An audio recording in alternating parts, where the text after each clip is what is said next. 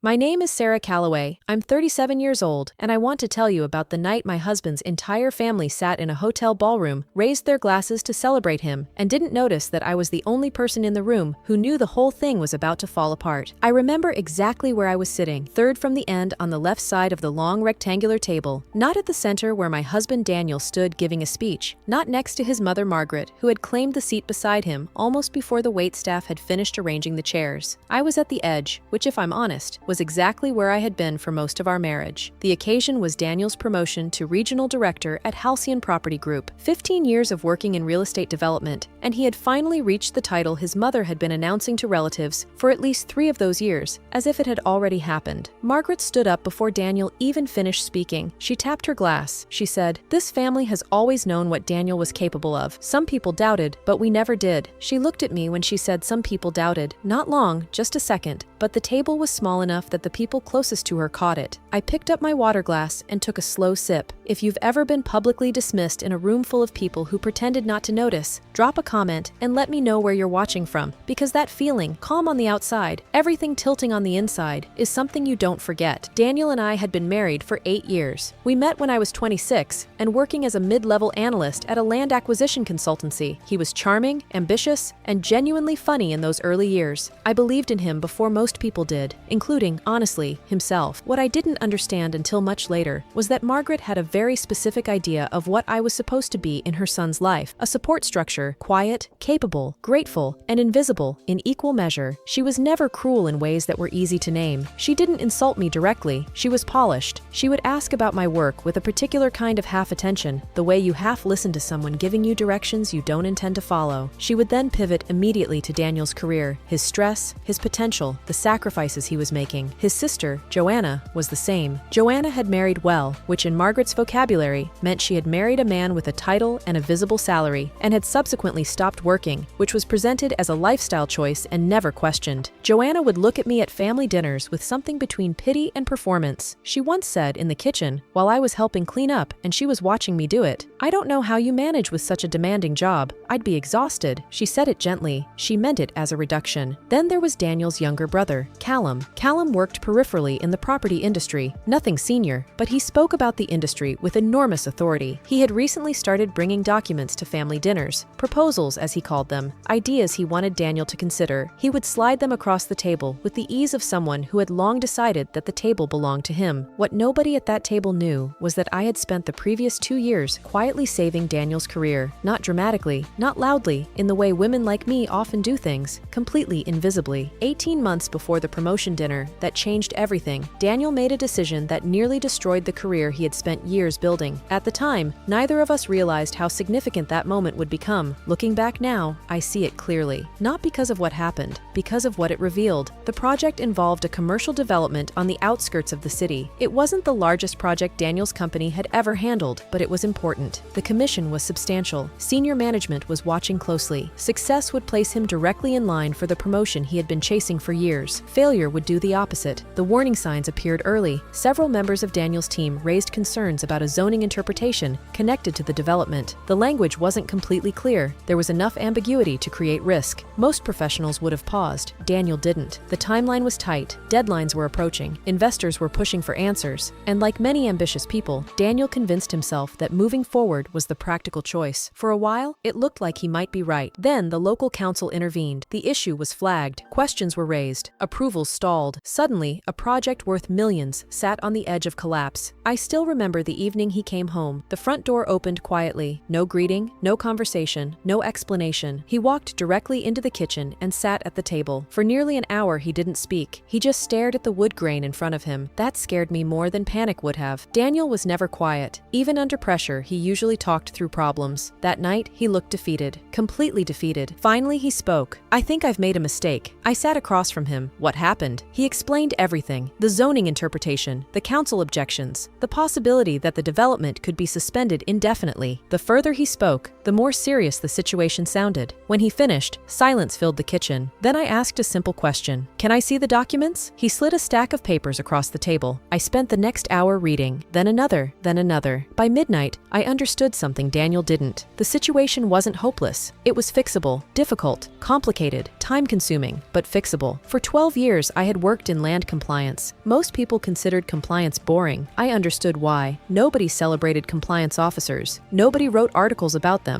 Nobody handed out awards for preventing disasters. People only noticed compliance when something went wrong. That invisibility made the work strangely powerful, because while others chased recognition, compliance professionals learned how systems actually functioned. We understood the machinery hidden behind success. We knew where projects failed, where legal risks lived, where regulatory cracks formed. And as I studied Daniel's problem, I began to see a pathway forward. The next 6 weeks transformed our kitchen into a second office. Most evenings we sat together until midnight. Sometimes later, coffee cups accumulated. Documents covered every available surface. Legal references filled notebooks. Council precedents covered entire folders. Daniel brought the project knowledge. I brought the compliance strategy. Together, we rebuilt the proposal from the ground up. I researched similar zoning disputes, identified successful remediation pathways, analyzed previous council decisions, drafted language designed specifically for regulatory review. Daniel watched me work, occasionally asking questions, often simply listening. At one point, he looked across the table and said quietly, "How do you know all this?" I laughed. "Because this is what I do." He nodded, almost surprised. That moment stayed with me, not because he meant anything cruel, because it revealed something subtle. After years together, he still didn't fully understand what I actually contributed professionally. Like many people, he saw the results of my work without seeing the expertise behind them. Eventually, the submission package was completed. The revised proposal went forward. Weeks later, approval arrived. The development survived. The company celebrated. Senior management praised Daniel for handling a difficult challenge professionally. His reputation improved significantly. His promotion prospects strengthened overnight. That evening, he came home smiling. For the first time in months, he looked relaxed. We sat together in the kitchen, the same kitchen where we had spent countless nights solving a problem nobody else knew existed. He reached across the table. "I couldn't have done it without you." The words were sincere, completely sincere. I believed him. The problem wasn't what he said. The problem was what happened afterward. Nothing. The conversation disappeared. The recognition disappeared. The memory disappeared. Life moved forward. His career advanced. The project became another success story. And gradually, my contribution faded into the background. Not because Daniel intentionally erased it, because people remember outcomes. They rarely remember infrastructure. They celebrate buildings, not foundations. By the time the promotion dinner arrived 18 months later, I don't think Daniel consciously remembered how close everything had come to ending differently. Success has a way of simplifying history. The dinner took place in a luxury hotel ballroom downtown. Everything looked expensive: crystal chandeliers, white linen tablecloths, fresh floral arrangements, champagne flowing freely. The room was filled with executives, family members, colleagues, and friends. Everyone had gathered to celebrate Daniel's promotion to regional director. The title represented years of work, years of ambition, years of sacrifice, and in many ways, he genuinely deserved it. That wasn't the issue. The issue was what happened next. Speech followed speech. Managers praised his leadership. Executives praised his judgment. Family members praised his determination. Each compliment received applause. Each story received laughter. Meanwhile, I sat quietly beside him, smiling, listening, watching. Nobody mentioned the zoning crisis. Nobody mentioned the 6 weeks at the kitchen table. Nobody mentioned the countless hours spent rebuilding a project that should have failed. I wasn't surprised. Invisible work rarely receives public acknowledgement. What surprised me was how little it bothered me, at least initially. Then Callum stood, and everything changed. He carried a folder, a confident smile, the casual certainty of someone accustomed to being welcomed.